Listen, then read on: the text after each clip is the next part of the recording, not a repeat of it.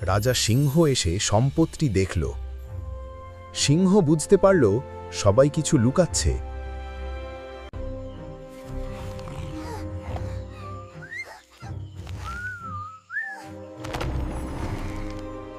সে বলল, একসাথে চেষ্টা করো। সবাই আবার আলাদা আলাদা চেষ্টা করে ব্যর্থ হলো। সিংহ বলল, একা করলে কখনো হবে না। প্রাণীরা নিজেদের ভুল বুঝতে পারল। সিংহ সাহস দিল, একসাথে কাজ করো। এবার সিংহ বলল, একা করলে কখনো হবে না। প্রাণীরা নিজেদের ভুল বুঝতে পারল।